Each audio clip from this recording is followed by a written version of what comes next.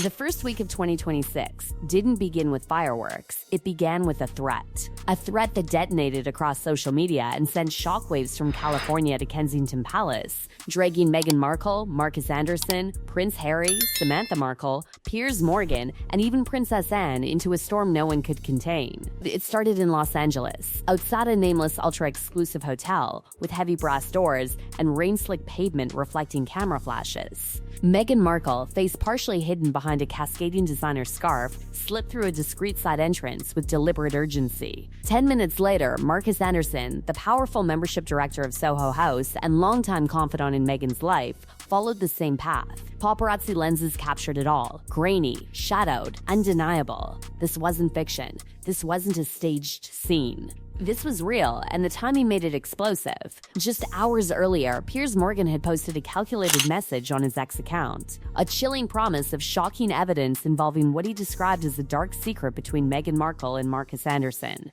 He didn't shout, he didn't rant, he didn't offer documents or dates. He simply warned the world to wait a little longer because the truth was coming. Within 30 minutes, his post had surpassed 1.2 million views. The internet ignited. London drawing rooms buzzed. Montecito group chats exploded. Royal commentators sharpened their knives, thought the accusation wasn't vague gossip.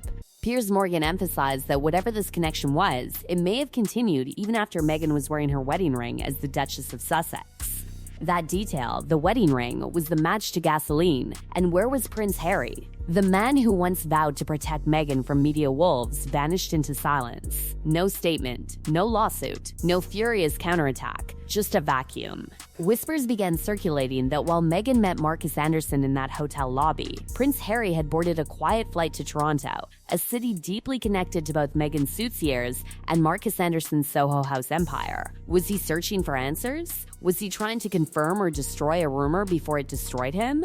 Markus Anderson was no random acquaintance. A Canadian of Jamaican descent, he wasn't simply a club director, he was the gatekeeper of Soho House, the private club network where celebrities, billionaires, and industry elites disappear from public view. He had been photographed beside Meghan Markle as far back as 2014 and 2016, smiling at private events, his hand resting familiarly on her shoulder. At the time, the images were dismissed as friendly networking.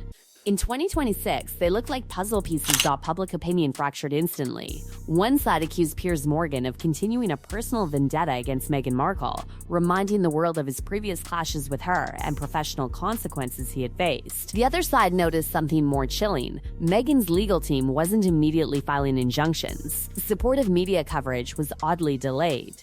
The Montecito villa was silent. Piers Morgan waited exactly 48 hours before posting again, stating he wasn't in a hurry because the truth doesn't run away. It was strategic. He allowed doubt to ferment inside a marriage already tested by royal exits, interviews, documentaries, and memoir revelations. Then came the second earthquake. Samantha Markle, Meghan Markle's estranged half-sister, stepped forward from Florida with allegations that turned rumor into generational scandal. She released a detailed social media post, claiming that when Meghan was 19 years old, long before royalty or Hollywood prominence, she had become pregnant and disappeared into seclusion for 6 months. According to Samantha, a baby boy was born and later given up for adoption to an older couple, a secret allegedly kept for over 2 decades. The internet froze. Samantha didn't stop there. She tied Markus Anderson directly to that chapter, implying he wasn't just a modern ally, but the keeper of one of the most dangerous secrets in the Markle family's history.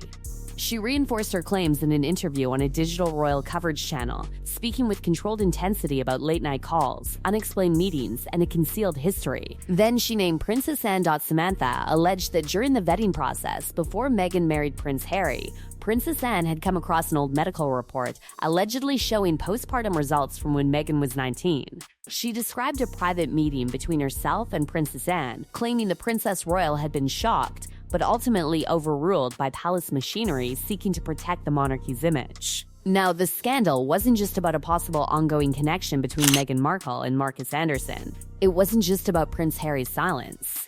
It was about alleged deception stretching back to the 1990s and implicating one of the monarchy's most respected figures. Online investigators began digging through Toronto newspaper archives from the mid-1990s, searching for adoption records or disappearances matching Samantha's claims. Markus Anderson's name surged in search engines by hundreds of thousands per hour.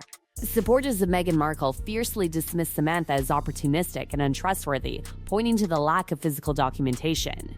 Yet critics argued that publicly naming Princess Anne and alleging a specific medical report was a legal gamble few would take without believing something existed. The pressure on Buckingham Palace intensified. The silence began to look less strategic and more like implosion.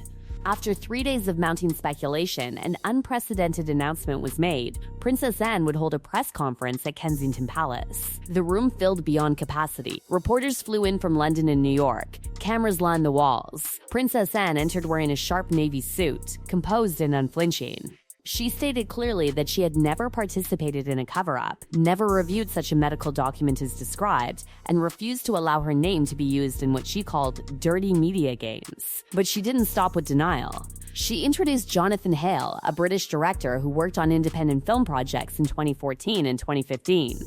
Jonathan Hale testified that during that period, Markus Anderson had approached him with promises of multi-million-dollar funding for a film project. On one condition, Meghan Markle must be cast as the lead. When Hale suggested offering her a significant supporting role instead, Markus allegedly threatened to withdraw funding connected to Soho House networks. Jonathan Hale further described witnessing what he characterized as unusually intimate behavior between Meghan Markle and Markus Anderson on set and within private Soho House lounges, whispering, exclusive conversations, physical familiarity that exceeded professional boundaries.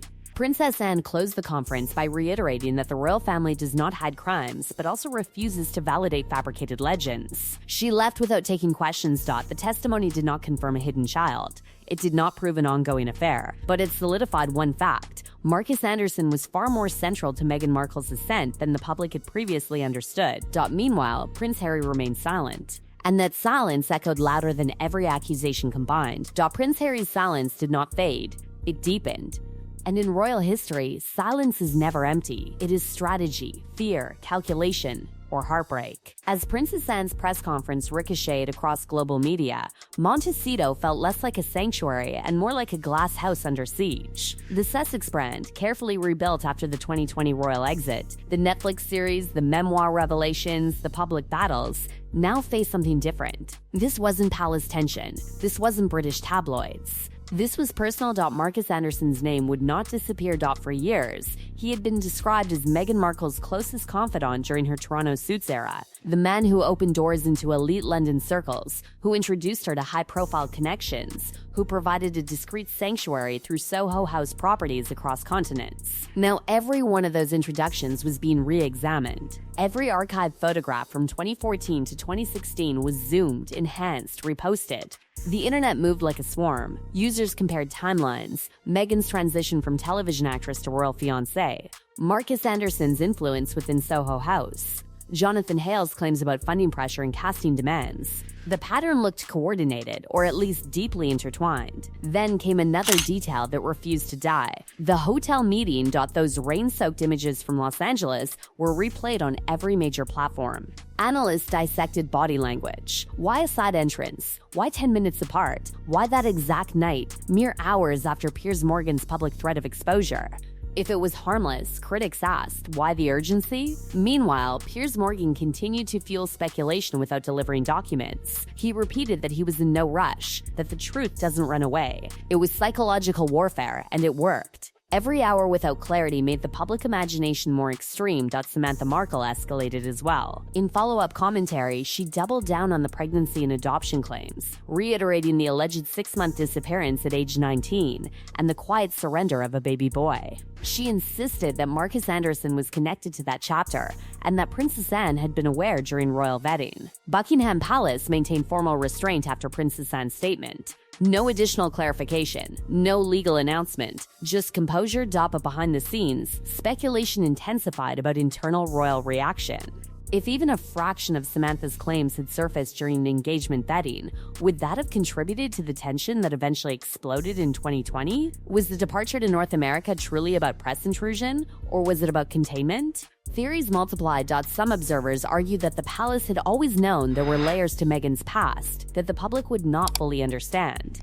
Others insisted that Samantha Markle's credibility issues made the claims inherently unstable, but credibility debates did not erase curiosity. The absence of verifiable adoption records did not eliminate suspicion, it simply prolonged it. And then there was Prince Harry. Sources close to California circles whispered that he had become unusually withdrawn. No public outings, no visible solidarity appearances, no passionate defense as he had offered in previous controversies. The man who once sued newspapers over privacy violations now stood still while the most personal accusations of his marriage circulated unchecked. Was he gathering information privately? Was he consulting legal teams quietly? Or was he confronting something that could not be undone? The Toronto rumor intensified.